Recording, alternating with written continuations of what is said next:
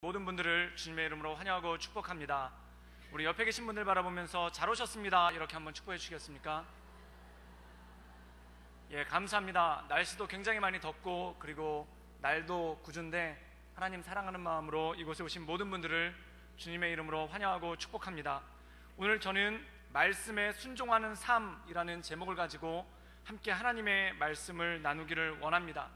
제가 신학교 처음 입학했을 때 그때 입학 감사 예배를 드리면서 한 목사님께서 그때 설교해 주셨던 내용이 있는데 그 내용이 참 인상적이었습니다. 그래서 한 가지 예화를 들어서 설명을 하셨는데, 한 나그네가 농촌 마을을 여행을 하다가 한 가지 이상한 광경을 목도했다는 것입니다. 그게 뭐냐면 닭들이 모여서 놀고 있는데 거기 굉장히 크고 시커먼 뭔가가 있어서 봤더니 닭 무리 중에 독수리가 한 마리 껴가지고 거기서 닭들과 같이 땅을 쪼면서, 땅에 있는 모이를 쪼면서 그렇게 어울려 놀고 있더라는 겁니다. 그래서 그게 왜 그렇게 됐나, 독수리가 왜 닭들과 어울리고 있는가, 이것이 궁금해가지고 주인한테 물어봤다는 거예요. 그때 주인이 뭐라고 얘기하냐면은 이 독수리는 어려서부터 닭들이랑 같이 자라가지고 자기가 마치 닭인 줄 압니다. 그래서 다 컸는데도 불구하고 날개를 펼치지 않고, 그리고 저 부리를 가지고 땅을 쪼면서 고생이 이만저만이 아닙니다. 실제로 이 독수리는 그 낚아채기 위해서 갈고리처럼 생겼는데 닭처럼 뾰족하지가 않아서 땅에 모이를 쪼는 게 굉장히 힘들죠. 근데 그 갈고리 같은 부리를 가지고 모이를 쪼려고 애쓰는 모습이 너무 안쓰러워가지고 그 나그네가 독수리를 들고 산으로 올라갔다고 합니다. 그래서 독수리한테 이렇게 태양을 보여주면서 독수리한테 이렇게 얘기했다고 그래요. 독수라 독수라, 뭐 이렇게 그 독수리를 부르면서, 제가 그런 게 아니라 그 목사님이 그랬다는 겁니다. 그래서 독수라 독수라 하면서 너는 닭이 아니다, 너는 그 창공을 날르는 독수리다, 하늘을 보아라, 그러면서 이렇게 독수리를 자기 머리에 올려놨다는 거예요. 그런데 독수리가 하늘을 보려고 하지 않고 계속 고개를 짖는데 이게 너무 답답해가지고 이 나그네가 또 독수리를 자기 머리 위에다 올려놓고 독수라 독수라 그러면서 이 독수리를 하늘을 향해 날아오르거라, 그리고 하늘을 향해서 집어 던졌더니 이 독수리가 날개를 필 생각도 안 하고 그냥 그대로 땅바닥에 꼬꾸라지더니 닭처럼 그냥 모이를 쪼면서, 그 부리를 가지고 모이를 쪼면서 그 움직이는 그러한 모습을 보였다는 것입니다. 그래서 이 이야기를 저희한테 해주시면서 뭐라고 말씀하셨냐면은, 독수리로 부르심을 받았는데 닭처럼 살고 있다면은 그것처럼 힘들고 어려운 것이 어디 있겠는가. 독수리로 부름받았으면은 하늘을 바라보며 창공을 향해 날아 올라가야 되는데 독수리로 부름을 받고 땅만 바라보면서 사는 인생이라면은 그 얼마나 답답하고 그 얼마나 힘든 인생인가에 대해서 말씀을 해주셨던 그러한 기억이 있습니다. 사랑하는 여러분, 실제로 그렇습니다. 정말 독수리가 닭과 같이 땅에 있는 모이를 쪼면서 그 날개를 펼 생각도 안 하고 또한 하늘을 향해서 날아오를 생각조차도 하지 않는다면은 그걸 보면서 보는 사람들의 마음이 얼마나 답답하겠습니까? 아, 저 독수리는 정말 겸손하구나, 이렇게 생각할 사람이 누가 있겠습니까? 독수리가 독수리답지 못하다라고 그렇게 생각을 하고 굉장히 안쓰러워하고 안타까워하겠죠. 그것과 마찬가지라는 것입니다. 하늘을 잃어버린 독수리는 닭보다도 못한, 닭보다도 비참한 그러한 삶을 살게 된다는 것입니다. 그것과 마찬가지로 천국에 대한 소망을 잃어버린 성도, 또한 하나님의 나라에 대한 소망을 잃어버린 성도는 닭보다도 비참한 그러한 삶을 산다라는 것입니다. 즉 다시 말해서 땅만 바라보는 닭의 신앙이 아니라 하늘을 바라보는 독수리의 신앙을 갖는 것이 우리에게 중요하다는 것이죠. 왜 그렇습니까? 하나님께서는 우리를 하늘을 바라보는 자, 하나님의 나라를 바라보는 자, 그리고 하나님의 영광을 바라보는 자로서 부르심을 입었는데 그 하나님의 나라를 바라보지 못하고 땅만 바라보면서 산다면은 이것은 너무나 안타까운 일이고 너무나 비참한 일이죠. 사랑하는 여러분, 땅의 것을 바라보는 것이 아니라 하늘의 영광을 바라보는 독수리의 신앙이 여러분 삶이 될 수 있기를 주님의 이름으로 축원합니다. 오늘 말씀 가운데 보면은 사두개인이라는 사람들이 등장합니다. 이 사두개인이라는 사람들은 어떤 사람들인가? 부활을 부정하는 사람들이죠. 즉 다시 말해서 부활에 대한 소망을 잊어버린 사람, 즉 다시 말해서 천국에 대한 소망을 잊어버린 채 이 땅의 기쁨만을 위해서 살아가는 그러한 신앙을 가진 사람들이 바로 사두개인이라는 것입니다. 이 사두개인들의 모습을 통해서 예수님께서 우리에게 말씀하시는 것이 무엇이겠습니까? 땅의 신앙을 가지고 가지 말고 하늘의 신앙을 바라보라. 즉 천국의 소망을 잃어버린 신앙이 아닌 하나님의 영광을 바라보는 그러한 신앙을 회복하라 라는 말씀을 이 사두개인들과의 만남을 통해서 우리에게 주시고 있다는 것입니다. 우리 마가복음 12장 20절에서 23절까지의 말씀을 함께 읽겠습니다. 우리 다 같이 읽겠습니다. 칠형제가 있었는데 마지가 아내를 취하였다가 상속자가 없이 죽고, 그 여자를 취하였다가 상속자가 없이 죽고, 셋째도 그렇게 하여 일곱이 다 상속자가 없었고 최후의 여자도 죽었나이다. 일곱 사람이 다 그를 아내로 취하였으니 부활 때 곧 그들이 살아날 때에 그 중에 누구의 아내가 되리이까? 오늘 말씀 가운데 보면은 사두개파라는 사람들이 등장을 합니다. 이 사두개파의 특징이 있는데, 이 사두개파는 부활을 인정하지 않는다는 것입니다. 그렇다면 어떻게 해서 이 사두개파가 부활을 인정하지 않게 되었는가? 이 사두개파의 어원을 살펴보자면은 이 사두개파라는 뜻은 뭐냐면 사독과 같은 사람들이라는 뜻입니다. 이 바리새인들의 어원이 어디서 왔냐면은 다니엘을 따르는 사람들이라는 뜻에서 바리새인들이 온 것 같이, 이 사두개파는 사독을 따르는 사람들이라는 뜻에서 어원이 왔습니다. 그러면 사독과 같은 사람, 이 사두개파, 사독과 같은 사람들은 누구인가? 이 사독은 성경의 인물인데 다윗이 왕이 될 때 그 옆에서 다윗을 보필했던 제사장이 바로 사독입니다. 즉 다시 말해서 사독을 따르는 사람들이라는 뜻은 뭐냐면 다윗 왕과 같은 왕을 따르는 제사장의 무리다라는 그러한 의미죠. 그렇다면 그들이 누구를 따랐는가? 바로 이스라엘을 지배하고 있었던 헤롯 왕가를 따랐다는 것입니다. 이 헤롯은 왕이 되면서 이렇게 주장했습니다. 내가 다윗의 뒤를 이었다라고 얘기합니다. 그래서 분열되었던 이스라엘을 통합해왔고, 그 다음에 이스라엘의 잃어버린 영토를 다 찾았다라고 주장을 하면서 나는 다윗의 후계자이다. 그리고 즉 다시 말해서 구약 성경에 예언되어 있는 메시아가 나다라고 증언했던 사람, 증거했던 사람이 바로 헤롯입니다. 그러면 헤롯이 다윗이니까 이 다윗 옆에서 사독이 다윗을 도왔던 것처럼 이 헤롯을 돕는 제사장의 무리가 있어야 되지 않겠습니까? 이때 사두개파라는 사람들이 스스로를 사독이라고 칭하면서 이 헤롯을 도왔다는 것이죠. 마치 그래서 이때 비유가 나오는데, 그 비유가 뭐냐면은 헤롯은 다윗과 같고 사두개파는 사독과 같다라는 그러한 비유로서 이들이 자신들의 정통성을 설명했다는 겁니다. 그럼 이들이 왜 부활을 부인했을까요? 메시아를 통한 하나님 나라에 대해서 구약 성경에서 언급하고 있는데, 이미 헤롯이 다윗과 같은 메시아로 이 땅에 임했으니까 헤롯이 지배하고 있는 예루살렘, 헤롯이 지배하고 있는 유대가 이미 하나님의 나라가 도래했다는 것입니다. 그런데 왜 부활이 필요하고 하나님 나라에 대한 소망이 필요한가? 라고 주장하는 그런 궤변을 늘어놓는 사람들이 바로 사두개파라는 것이죠. 이 사두개파는 제사장 그룹입니다. 근데 제사장 그룹임에도 불구하고 하나님을 따르는 것이 아니라, 하나님의 말씀 가운데 서는 것이 아니라 헤롯의 정통성을 주장하기 위해서 하나님의 말씀을 거기다 갖다 붙이는 사람들이 바로 이 사두개파, 사독의 후예라고 불려지는 이러한 사람들이었다는 것이죠.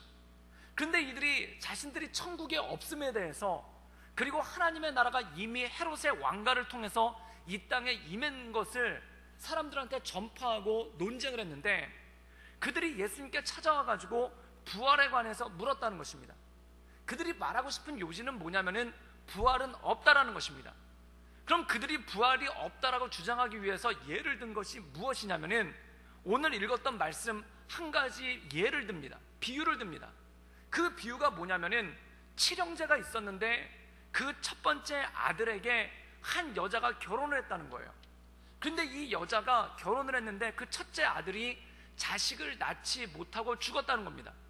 그럼 이 당시에 이스라엘에 기업 무릎 고엘이라는 제도가 있는데, 형수가 아들이 없이 형이 죽었을 경우에 동생이 대신 결혼을 해서 대를 이어주는 그런 풍습이 있습니다. 이것이 기염 무름의 풍습이라는 것인데, 그 제도에 따라서 만약에 첫째 아들이 없이 죽었다면은 두 번째 아들이 이 여자와 결혼해야 되는 건 아닙니까?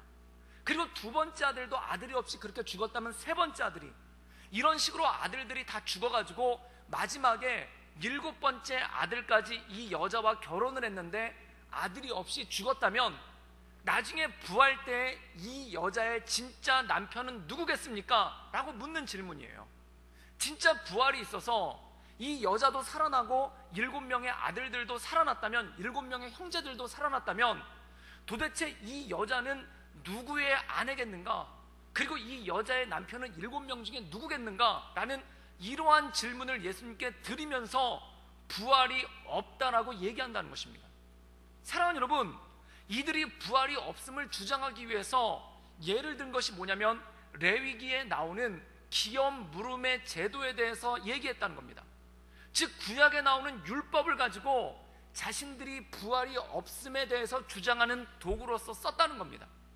사랑하는 여러분, 그런데 이 말씀을 한번 곰곰이 읽어보세요. 이거 말도 안 되는 얘기입니다. 그렇게 7명의 아들이 한 여자와 결혼했다가 죽는 일도 없었을 뿐더러, 그리고 그런 일이 어떻게 일어나겠습니까? 그런데 이들이 부활이 없다는 것을 논증하기 위해서, 부활이 없다는 것을 주장하기 위해서 있지도 않은 일을 예를 들어가면서, 생기지도 않을 법한 일들을 예를 들어가면서 과연 이 여자는 부활이 있다면 누구의 아내겠는가? 라면서 구약의 율법까지 끌어와가지고 예수님께 궤변을 늘어놓는 장면이 오늘 말씀의 내용이라는 것입니다. 사랑하는 여러분, 이들이 하고 싶은 건 뭘까요? 하나님의 말씀을 이용해서 자기들의 주장을 하고 싶은 거예요. 사랑하는 여러분, 세상에는 하나님의 말씀을 읽고 묵상하지만 두 가지의 사람이 있습니다. 어떤 사람이 있는가? 하나님의 말씀에 순종하고 하나님의 말씀에 자기를 복종시키는 사람이 있습니다. 그런데 어떤 사람은 하나님의 말씀을 이용해서 자기의 주장을 하고 싶은 사람이 있는 거예요. 하나님의 말씀을 이용해서 자기가 뭔가를 강조하고 싶은 사람이 있는 거예요. 사랑하는 여러분, 이단 종파들의 특징이 뭘까요? 이단 종파도 성경을 가지고 옵니다. 그리고 성경을 피면서 논증을 합니다.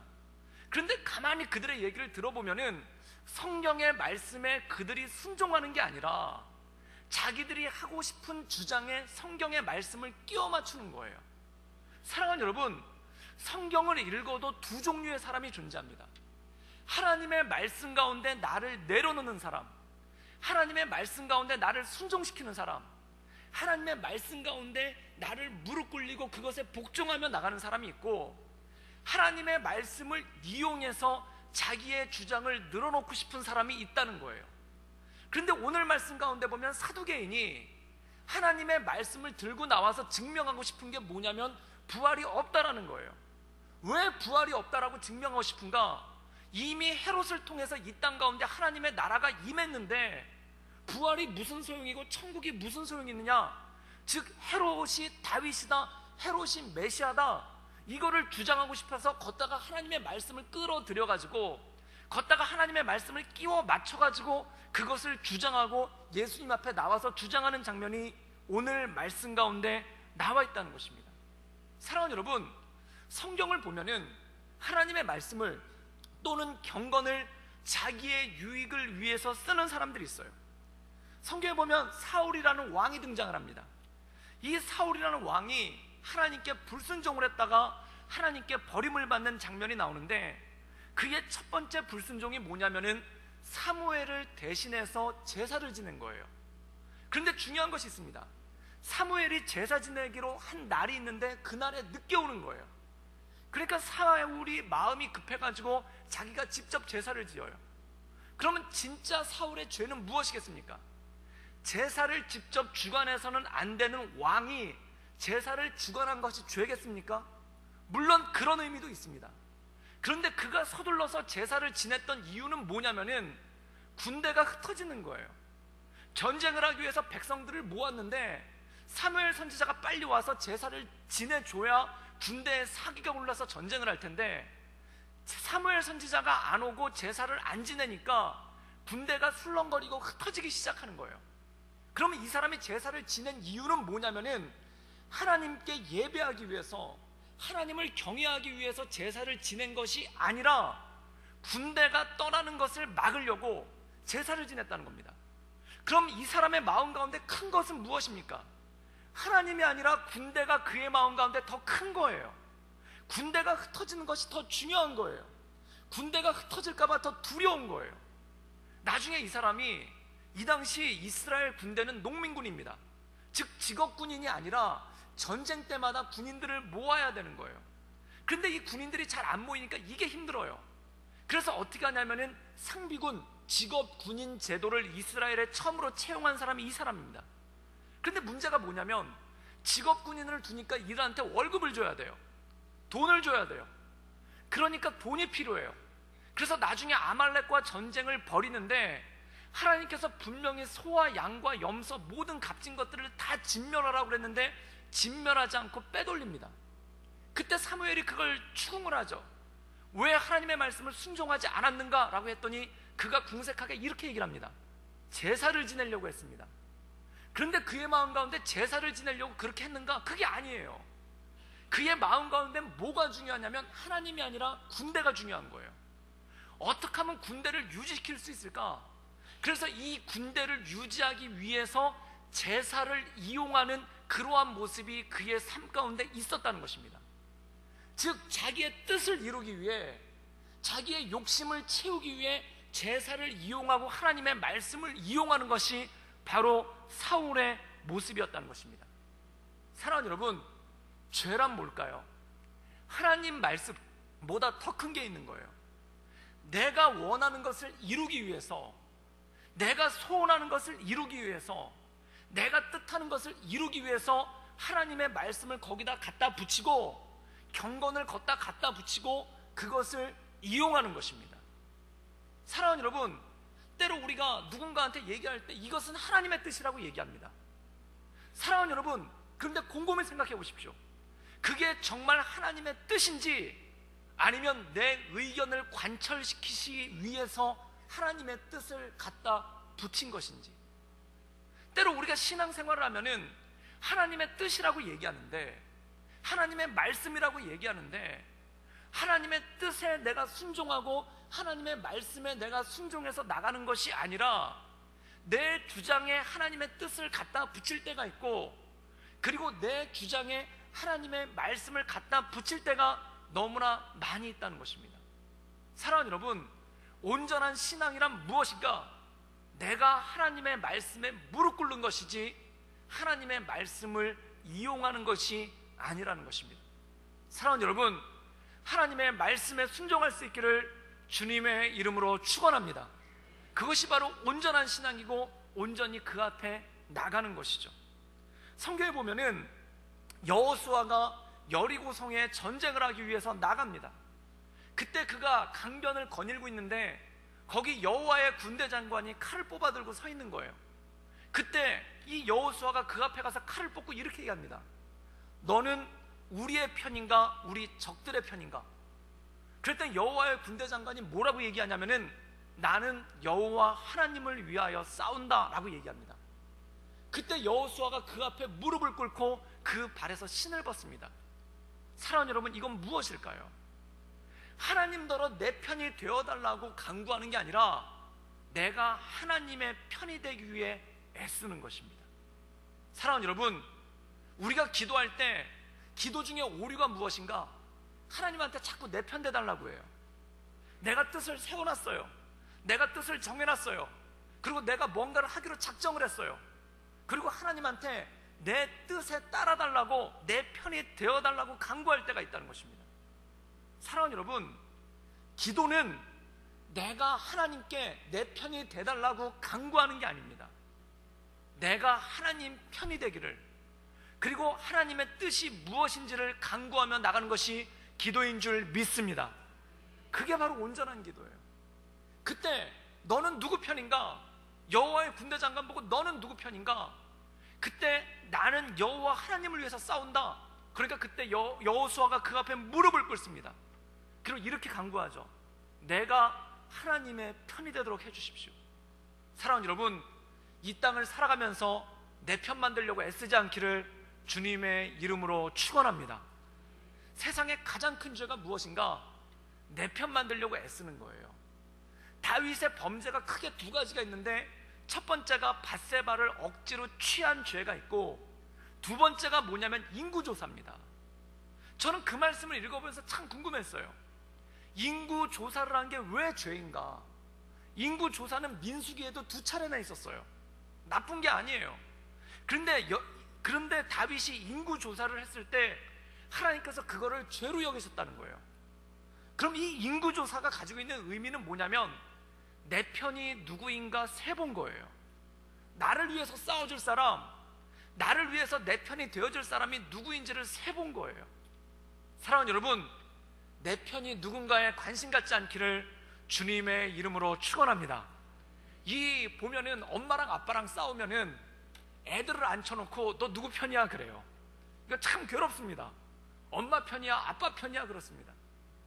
왜 그럴까요? 부부간에 갈등이 있으면은 그 다음에 제일 먼저 생각나는 게 뭐냐면, 내 편은 누구일까가 궁금한 거예요. 사람이 누군가 갈등을 겪잖아요. 사람이 마음 가운데 미움이 들어오잖아요. 그럼 제일 먼저 꼽는 게 뭐냐면, 내 편은 누구일까가 궁금한 거예요. 여러분 생각해 보십시오. 엄마랑 아빠랑 잘 지내요. 그럼 자식이 누구 편인가가 상관이 없어요. 그런데 엄마랑 아빠랑 불편하면은 애들한테 물어봅니다. 넌 누구 편이냐고. 엄마랑 아빠랑 사이가 좋으면은 아들을 불러놓고 아빠는 아들한테 이렇게 얘기합니다. 너 엄마한테 잘해 라고 얘기합니다. 그리고 엄마는 아들을 불러놓고 너 아빠한테 잘해 이렇게 얘기합니다. 그런데 둘이 갈등이 생기잖아요. 그러면 자식이 누구 편인지가 궁금한 거예요. 그리고 자식이 누구를 더 위하는지가 궁금해지는 거예요. 그것과 마찬가지라는 겁니다. 우리 인생 가운데 갈등이 들어올 때, 또한 내 인생 가운데 미움이 들어올 때 제일 먼저 하는 게 뭐냐면, 내 편이 누구인가가 궁금해요. 그래서 물어봅니다. 많은 분들이 이렇게 얘기하잖아요. 가장 고전적인 질문, 이렇게 얘기하는 거예요. 시어머니랑 나랑 물에 빠졌을 때 며느리가 자기 남편한테 이런 질문을 맞아요. 시어머니와 내가 물에 빠졌을 때 누구부터 건질 거냐고. 이거 참 힘든 겁니다. 그때 이렇게 남자분들은 얘기하십시오. 같이 빠져 죽겠노라고. 그게 정답이에요. 이게 무슨 뜻일까요? 시어머니랑 며느리가 관계가 좋으면은 그런 질문 안 해요. 그냥 어머니한테 잘하세요, 네 아내한테 잘하거라 이렇게 얘기합니다. 그런데 관계가 불편해지면은 내 편이 누구일까 이것에 자꾸 몰두하게 되고 이것을 생각하게 되는 거예요. 그런데 사랑하는 여러분, 이것이 좀 더 가면 어떻게 되냐면, 하나님은 누구 편일까 이게 궁금해지는 거예요. 하나님은 내 편일까 내가 싫어하는 사람 편일까? 그런데 하나님께서 원수를 사랑하라 이렇게 말씀하시면 하나님은 원수 편이군요 그러면서 상처받아요. 마음에 시험이 와요. 왜 원수만 사랑하라고 하시나요? 하나님은 원수만 사랑하시나요? 이렇게 얘기되는 겁니다. 성경에 보면은 비슷한 예가 뭐냐면, 요나라는 사람이 하나님께서 니느웨에 가서 회개를 선포하라고 합니다. 이 사람이 안 가요. 왜 안 갔을까요?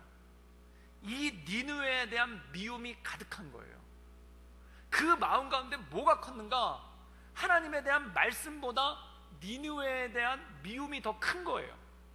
그리고 억지로 끌려가지고 니느웨에 가지 않습니까? 근데 3일 동안 돌아다니면서 말씀을 전해야 되는데 딱 하루 전에요. 그것도 어떻게 전하는가? 대충 전합니다. 그리고 산꼭대기에 올라가서 니느웨가 어떻게 망하나 그거 기다리고 있어요. 근데 니느웨가 안 망해요. 그러니까 하나님께 원망을 바랍니다. 하나님 어떻게 이럴 수가 있습니까? 왜 하나님은 한다고 하시면 하시는 분인 줄 내가 알았더니 왜 니느웨를 멸망시킨다고 하고 멸망을 안 시킵니까? 그리고 하나님께 따지는 겁니다. 그게 뭘까요? 하나님은 니느웨 편입니까? 지금 하나님한테 결단을 촉구하는 거예요. 내 편이면은 니느웨를 멸망시키고 니느웨 편이면은 내가 되게 상처받을 것 같습니다. 지금 이렇게 얘기하는 거예요. 사랑하는 여러분, 부질없는 짓 아니겠습니까? 하나님 편에 온전함으로 설 수 있기를 주님의 이름으로 축원합니다. 원수를 사랑하라 라고 말씀하실 때 왜 자꾸 원수 편만 드세요? 이렇게 따지지 마시고 내 마음을 주 앞에 내려놓을 수 있기를 주님의 이름으로 축원합니다. 그렇습니다. 주님, 내 힘으로는 원수를 사랑할 수 없습니다. 내 힘으로는 하나님께서 원수에게 불에 불을 내려주셔서 소돔과 고모라처럼 태워주시고 그를 이글이글 타오르게 해주셨으면 참 좋겠습니다마는 하나님께서 사랑하시라 하시니 내가 사랑하기로 결단합니다. 그러면서 나가는 것이 믿음인 줄 믿습니다. 이게 굉장히 힘든 거예요. 아멘도 잘 안 될 때가 있어요. 제가 이런 설교하면 목사님도 원수 편이에요? 이렇게 말씀하실 때가 있어요. 아니요, 저는 여러분의 원수가 누군지도 모릅니다. 그러나 중요한 것은 하나님의 말씀이 그거라는 겁니다. 성경에 보면은 하나님께서 우리에게 요구하시는 것이 있어요.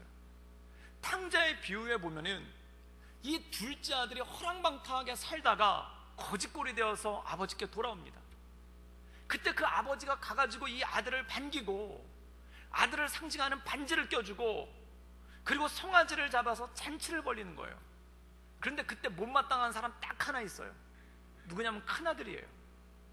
그게 너무 못마땅한 거예요. 왜 저 허랑방탕한 아들이 들어왔는데 아버지는 꾸짖지도 않고 그리고 나는 집에 머물러 있었는데 나를 위해서는 송아지는커녕 염소 한 마리도 안 잡아주면서 저 허랑방탕한 아들에게는 왜 송아지를 잡아주는가? 입이 이만큼 나온 거예요. 그래가지고 불공평하다고 얘기하는 거예요. 누구는 집 나갈지 몰라서 안 나갔나 막 이러면서 불공평해 하는 거예요. 그때 아버지가 아들한테 이렇게 얘기합니다. 그게 뭐냐면 내 동생이 죽었다 살아왔기로 내가 너무 기쁘다. 그런데 너는 나의 기쁨에 동참할 수 없겠는가? 사랑하는 여러분, 이것은 무슨 뜻일까요? 하나님께서 우리에게 말씀을 통해서 원하시는 것이 있다는 겁니다. 그 원하시는 건 뭐냐면 하나님의 마음을 알기를 원한다는 거예요. 하나님과 같이 생각하고 그리고 그 하나님의 마음을 가지고 우리가 나가기를 원한다는 것입니다. 이것이 바로 독수리의 신앙입니다. 하나님의 말씀 가운데 선 신앙입니다. 내가 하나님의 편이 되어서 그리고 그 하나님의 마음을 가지고 세상을 바라볼 수 있는 능력이 생긴다는 것이죠. 제가 이 탕자의 비유를 묵상하다가 한 가지 떠오르는 장면이 있었는데, 군대에 가면 훈련소에 6주 동안 갑니다. 그럼 6주 동안 여러 가지 일들을 하는데 그 첫 주에 하는 게 뭐냐면 옷을 다 벗어가지고 군복으로 갈아입고 양말부터 속옷까지 다 벗어가지고 그걸 집으로 보내요. 집에 편지와 함께, 그게 첫 번째 집으로 보내는 편지입니다. 그럼 그 사복 입고 있던 잠바, 바지, 청바지, 양말 그리고 속옷까지 다 벗어가지고 그걸 갖다가 박스에다 싸면은 눈물이 엄청나게 나요. 진짜 눈물이 그렇게 많이 날 수가 없어요. 집 떠난 지 3일밖에 안 됐는데 그때 나오는 눈물이 엄청나요. 그리고 거기다가 이제 편지를 써서 어머니, 아버지 옷을 보냅니다. 저는 건강하게 잘 있습니다. 몇 마디 쓰지도 못해요. 그래서 그걸 보내요. 그러고 난 다음에 좀 지나면은 4주차 때쯤 되면은 6주 훈련이 끝나고 퇴소식에 관한 편지를 집에다 쓰게 합니다. 그게 뭐냐면 지금은 그 퇴소식이라는 게 없어졌는데 제가 군대에 있을 때는 이 6주가 지나면은 이제 군사 퍼레이드를 해요. 이 6주 동안 무슨 훈련을 받았나를 갖다가 부모님과 가족을 모아놓고 거기서 다 이 훈련 시범을 보여요. 그래서 뭐 그 총검술도 보여주고 태권도도 보여주고 그 다음에 제식, 이렇게 진짜 1000명이나 되는 장정들이 기계처럼 착착착 움직이는 거, 이런 걸 보여줘요.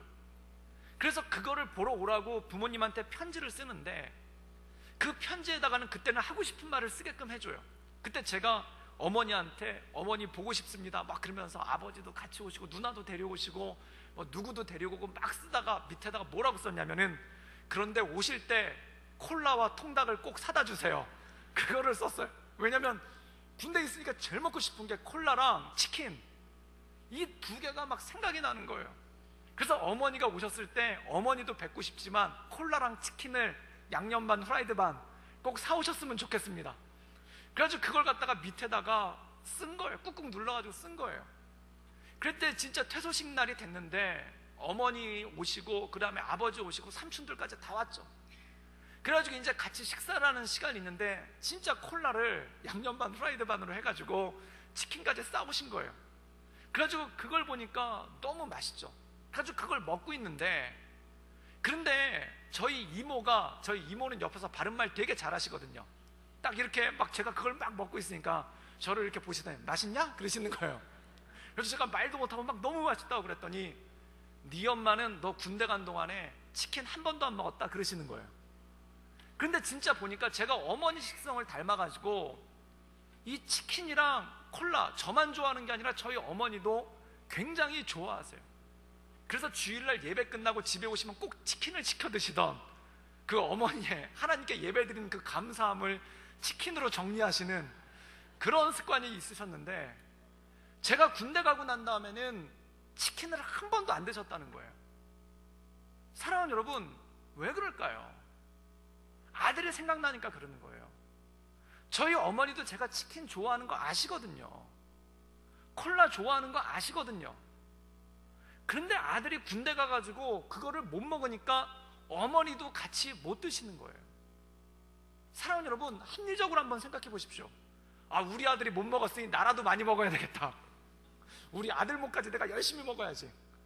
사실 어머니가 안 먹는 거랑 제가 안 먹는 거랑 무슨 상관입니까? 아무 상관이 없어요. 그런데 안 드시는 거예요. 왜일까요? 아들이 밟혀서. 그리고 아들과 조금이라도 고통을 함께하고 싶어서. 치킨 못 먹는 게 고통이라면 그거라도 함께하고 싶은, 그래서 임마누엘 하나님 우리와 함께 하신다. 이것이 무엇일까요? 왜 천국의 보좌를 버리고 이 땅 가운데 오셨을까요? 함께하고 싶어서. 그 마음을 함께하고 싶어서. 그 탕자의 비유가 잃어버린 영혼을 향한 안타까운 마음, 그 안타까운 마음과 그 애절한 마음이 녹아있는 게 그 탕자의 비유라는 거예요. 그래서 그 작은 아들이 왔을 때 치킨이 아니라 송아지를 잡아주면서 기뻐하는 그 아버지의 마음, 그것을 가지고 불공평하다고 불평하는 그 큰아들을 바라보면서 너는 이 기쁘고 이 즐겁고 이 애절한 아버지의 마음을 조금이라도 이해해 줄 수 없겠니? 아버지랑 같은 마음을 품어줄 수 없겠니? 라고 말씀하시는 것이 바로 탕자 비유의 핵심이라는 것입니다. 사랑하는 여러분, 우리가 말씀을 묵상하고 신앙 가운데 나가고 하나님의 은혜 가운데 산다는 것이 무엇일까요? 그 애절하신 하나님의 마음, 그 원수 같은 이들, 탕자같이 하나님을 떠나서 죄짓고 있는 그 원수 같은 이들을 위해서 증오와 미움을 바라는 것이 아니라 그들이 돌아오기를 바라는 그 간절한 아버지의 마음을 너도 같이 품어줄 수 없겠니가 바로 원수를 사랑하라는 그 말씀 가운데 녹아있다는 것입니다. 사랑하는 여러분, 이 하나님의 마음이 우리의 마음이 될 수 있기를 주님의 이름으로 축원합니다. 그래서 그 말씀을 묵상했을 때, 내가 원수를 바라봤을 때, 내가 나와 갈등 있는 사람을 바라봤을 때 내 마음 가지고는 용납하고 싶은 생각이 없고, 정말 요나와 같은 마음으로 제발 불탔으면 좋겠고 망했으면 좋겠지만, 그 하나님의 마음을 우리가 묵상하고 알기에 그 하나님의 마음으로 내 미움을 내려놓고, 하나님의 마음으로 그 분노를 내려놓고 하나님의 마음을 가지고 함께 기도하며 나가는 것, 그것이 바로 주님께서 온전하게 원하는 성도의 모습이 아니겠습니까? 사랑하는 여러분, 땅을 바라보는 자는 그 말씀을 갖다 붙입니다. 그래서 땅을 바라보면 어떤 말씀이 나오냐면 이에는 이, 눈에는 눈, 그것만 보여요. 그리고 공평하신 하나님, 정의의 하나님, 이것만 보여요. 그런데 하나님의 말씀을 우리가 묵상하고 그것 가운데 알기 시작할 때 그 원수를 사랑하라, 그 이면에 있는 하나님의 애절한 마음, 그 이면에 있는 하나님의 안타까운 마음이 내 마음이 되고, 그 마음을 알았을 때 내가 온전히 주 앞에 순종하고 엎드리며 나갈 수 있는 그러한 마음이 생기기 시작한다는 것입니다. 사랑하는 여러분, 이 아버지 하나님의 마음이 우리의 마음이 될 수 있기를 주님의 이름으로 축원합니다. 그때 온전한 신앙과 온전한 기도와 온전한 능력이 나타나는 거예요. 저희 모교회는 100명도 안 되는 작은 교회입니다. 그런데 저희 고등부 저와 같은 친구가 5명이 있었는데 고3 때 시험을 봤어요. 그런데 참 저만 빼고 나머지 4명은 다 붙은 거예요. 이러면 참 교회가 힘들어집니다. 축하를 하자니 애매하고 제가 되게 신경 쓰이는 거예요. 그런데 더 힘든 건 뭐냐면 저를 신경 써 하는 게 더 불편한 거예요. 그러니까 참 마음이 복잡해요. 그래서 이 붙을 때 아예 다 붙든지 떨어질 때 아예 다 떨어지든지 이러면은 교회 분들도 참 마음이 편안한데, 누구는 붙었는데 누구는 안 붙으면은 이거 축하를 해줘야 될지 말아야 될지 이게 참 애매한 거예요. 그리고 그 애매한 상황이 더 힘든 거예요. 그런데 주일날 예배를 나가서 그 떨어진 것이 확정된 날, 그 주일날 나가가지고 예배를 드리는데 저희 권사님이 그때 주일날 대표 기도를 하셨어요. 작은 교회다 보니까 권사님들도 주일날 대표 기도를 하셨는데, 그날 그 대표 기도를 하시는 권사님이 누구냐면 우리 교회에서 연세가 제일 많으신 이른바 왕 권사님이 거기서 대표 기도를 하신 거예요. 근데 이분은 전설적인 분이에요. 뭐냐면 대표 기도를 굉장히 길게 하세요. 그래서 어떤 분이 시계를 가지고 재봤는데 20분 했던 적도 있대요. 그래서 성가대에서 코 고는 소리가 들렸다는 그런, 기도할 때 그런 전설적인 이 권사님이 기도를 하시는데, 근데 이분이 기도를 하시는데 그 초장부터 제 기도를 하시는 거예요. 그래서 뭐냐면 우리 사랑하는 이종문 학생이 대학에 떨어졌는데 주여 불쌍히 여겨주시옵소서. 저 그때 진짜 뛰쳐나가고 싶었어요. 얼마나 부끄럽고 얼마나 참 난감하고 애매한지. 그런데 이분 20분을 기도를 하시는데 20분 동안 제 이름이 한 100번은 나온 것 같아요. 그래서 우리 이종훈 학생 낙심하지 않고 지금 그 기도에 낙심하게 생겼어요.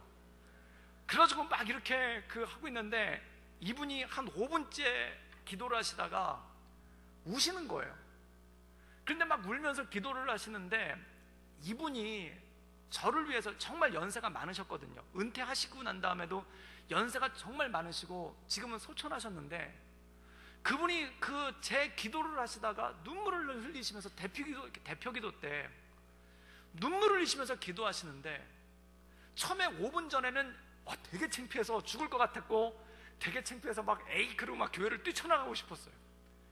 근데 이분이 눈물을 흘리시면서 기도하는데 이분의 진심이 느껴지는 거예요. 저를 향해서 그 안타까운 마음을 가지고 계신 이분의 진심, 그리고 이분이 그동안 저를 위해서 얼마나 기도하셨는가가, 이 연세가 있으신 이분이, 그리고 그 10손가락 중에 특별히 제가 약한 손가락, 10손가락 중에 제가 특별히 아픈 손가락, 다른 붙은 애들보다도 제가 더 신경이 쓰이고, 그래서 제가 그 기도를 듣다가 이런 생각이 들었어요. 내가 떨어졌다는 소식을 들었을 때 이분이 얼마나 기도를 하셨는지 그 대표 기도를 통해서 알 수가 있더라고요. 그러니까 저가 5분이 지나니까 이분이 울면서 기도하는데 저도 같이 눈물이 나는 거예요. 정말 저 좀 위로해 주세요 막 이러면서 저도 같이. 그러니까 성도들이 같이 우시는 거예요. 그리고 20분 기도가 끝나고 났는데 정말 천국의 위로를 맛봤습니다. 교회란 그런 곳이구나. 사랑하는 여러분, 누군가의 불행이 또는 누군가의 아픔이 또한 누군가의 연약함이 어떤 가십거리가 아니라 그걸 놓고 하나님의 마음으로 기도하는 공동체, 그걸 놓고 하나님의 마음으로 함께 간구하는 공동체, 그것이 바로 정말 어머니의 마음과 같이, 아버지의 마음과 같이 그 마음을 가지고 함께 기도해 주는 공동체, 그리고 하나님의 마음을 가지고 함께 기도해 주는 공동체, 그 공동체가 정말 온전한 공동체가 아니겠습니까? 사랑하는 여러분, 저는 우리 구덕교회가 그러한 공동체로 주 앞에 아름답게 올려지기를 주님의 이름으로 축원합니다. 하나님의 마음을 품는 공동체, 내 뜻을 관철시키기 위해, 내 의견을 관철시키기 위해 말씀을 갖다 붙이는 게 아니라, 하나님의 뜻에 대해서 얘기하는 것이 아니라, 사두개인들은 하나님의 말씀에 대해서 이야기하고 있지만 그 안에 하나님의 능력이 나타나는 것이 아니라 오히려 자기들의 고집만이 드러나는 거예요. 그러나 예수님께서는 그들에게 말씀하십니다. 너희가 그 말씀을 오해하였도다.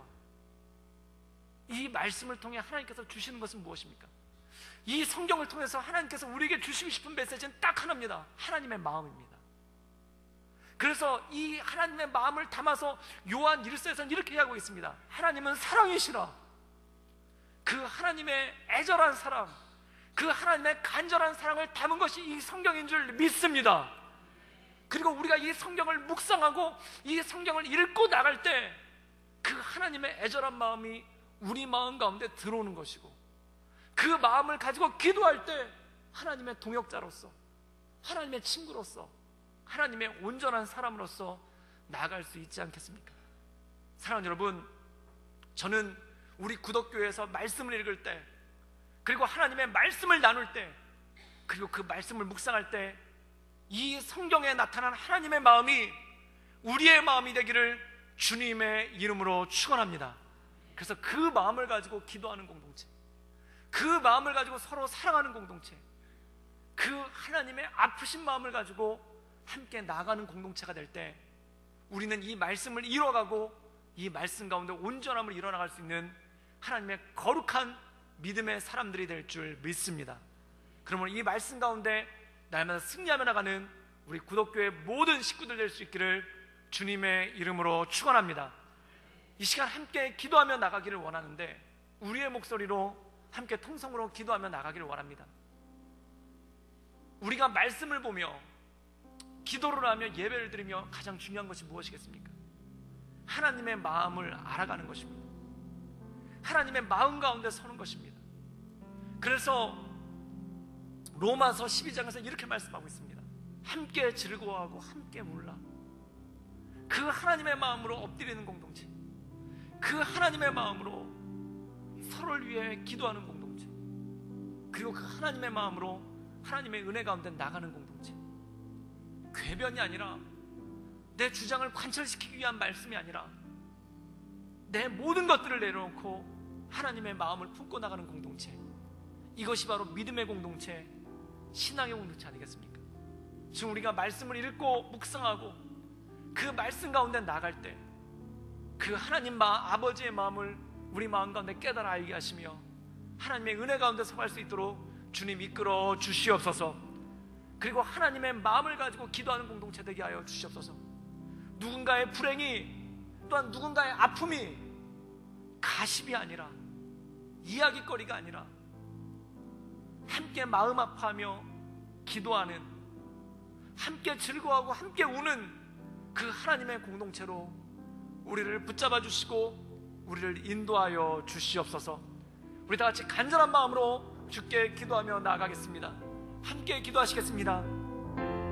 늘 언제나 살수 역사하신 주님, 날마다 하나님을 바라보며 하나님의 은혜 가운데 나가길 원하오니 주여 도와주시고 주님 이끌어 주시옵소서. 하나님의 은혜 가운데 거하게 하시며 하나님의 말씀 가운데 서게 하시며 하나님의 이끄심 가운데 나아갈 수 있도록 주여 도와주시고 주님 역사하여 주시옵소서. 날마다 주를 바라보며 하나님의 은혜 가운데 나가길 원하오니 주여 도와주시고 주님 이끌어 주시사. 날마다 하나님을 의지하며 하나님의 말씀 가운데 나가길 원하오니 주여 도와주시고 주님 이끌어 주시며 하나님의 말씀 가운데 늘 승리함으로 주께 나가길 원합니다. 주여 도와주시고 주님 역사하여 주옵소서.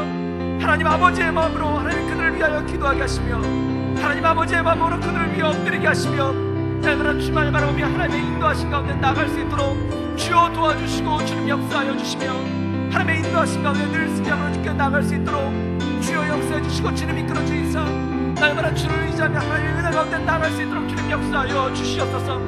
날마다 주만을 바라보며 하나님의 은혜 가운데 나가기를 원하오니 주여 도와주시고 주님 역사하사. 하나님의 은혜 가운데 늘 승리함으로 주께 나갈 수 있도록 주님 붙잡아 주시고 주님 역사하여 주옵소서. 주님 인도하여 주시옵소서. 이 시간 한 번 더 기도하기 원하는 것은 원수를 사랑하라 라는 말씀이 있습니다. 정말 힘든 말씀입니다. 정말 어려운 말씀입니다. 그러나 이 말씀이 내 인생 가운데, 내 기도 가운데 하나님 열매 맺어질 수 있도록 주님 도와주시고 주님 역사하여 주시옵소서. 함께 신앙생활을 했으나 뜻하지 않은 오해로, 또한 뜻하지 않은 갈등으로 멀어진 사람이 있습니다. 하나님, 함께 믿음의 공동체를 이뤘으나 뜻하지 않은 이해관계로 인해 하나님 마음이 갈라지고 상한 사람이 있습니다. 하나님 이것을 그냥 방치해두지 않게 하시며 이것 가운데 주님 역사해 주시고 하나님의 말씀이 내 마음 가운데 임하게 하여 주시옵소서. 또한 작년까지만 해도 몇 달 전까지만 해도 우리와 함께 예배드리고 주 앞에 나갔으나 하나님 건강으로 인해 하나님 함께 예배드리지 못하는 그러한 사람들이 있음을 고백합니다. 병상에서 또는 요양병원에서 하나님 그 자리에 누워있는 우리 믿음의 사람들이 있습니다. 그들을 위해 기도하며 나가기를 원합니다. 그 안타까운 마음 주님 붙잡아 주시고 그 안타까운 마음 주님 인도하여서 하나님의 은혜 가운데 온전함으로 나갈 수 있도록 주님 이끌어 주시고 주님 역사하여 주시옵소서. 우리 시간 함께 기도하며 나갈 때 우리 믿음의 공동체, 우리 믿음의 가족들, 우리 믿음의 식구들을 위하여 함께 기도하며 나아가겠습니다. 함께 기도하시겠습니다. 늘 언제나 사시 역사하신 주여, 날마다 주말 높이며 하나님의 은혜 가운데 나아가길 원합니다.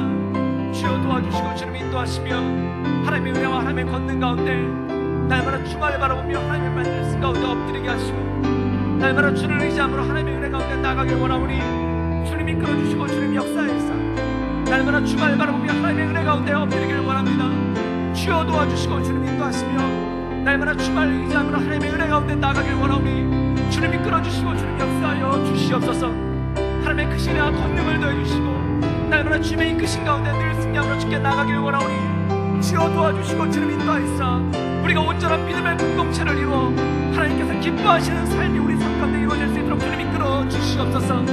우리의 마음으로 사랑할 수 없으나 주님의 마음으로 사랑하게 하시며 또 우리의 마음으로 그들을 이해할 수 없으나 주님의 마음으로 이해하게 하시며 또 우리가 믿음의 공동체를 이루어 함께 기도하며 함께 즐거워하고 함께 우는 믿음의 공동체로 주 앞에 나아갈 수 있도록 주님 이끌어 주시고 주님 역사하여 주옵소서. 주님 인도하여 주옵소서. 주님 역사하여 주옵소서. 주님 붙들어 주시옵소서. 늘 언제나 살아서 역사하신 주님, 우리 삶에 힘되시고 능력되신 하나님을 바라보며 하나님의 은혜 가운데 나아가길 원합니다. 하나님, 우리가 주님의 말씀을 듣고 읽고 묵상하고 또한 그것을 기억하며 나갈 때 한 가지 분명한 것, 하나님의 뜻을 내 마음 가운데 깨달아 알게 하여 주시옵소서. 우리를 향하신 그 주님의 마음, 또한 세상 모든 사람들을 향하신 그 주님의 마음을 내 마음 가운데 깨달아 알게 하시며 잃어버린 자녀를 안타까워하는 그 아버지의 마음이 내 마음이 되게 하시며 주님을 떠난 자들에 대한 그 애절한 마음을 가지고 계신 그 하나님의 마음이 내 온전한 마음이 되게 하여 주시옵소서. 또 하나님, 고통받는 이들을 위해 함께 기도하며 주 앞에 나가게 하여 주시옵소서. 누군가의 아픔과 누군가의 불행이 단지 이야기거리로 끝나는 것이 아니라 그것을 위해 주님의 마음을 품고 함께 울며 기도하는 그 믿음의 공동체로 우리 구덕교회를 붙잡아 주시고 주님 인도하여 주시옵소서. 우리가 날마다 예배할 때, 우리가 날마다 주님을 찬양할 때 그 하나님의 마음을 깊이 알아가는 성숙한 믿음이 우리 가운데 있을 수 있도록 주님 역사하여 주시옵소서. 예수님의 이름으로 감사하며 기도를 쌓옵나이다. 아멘.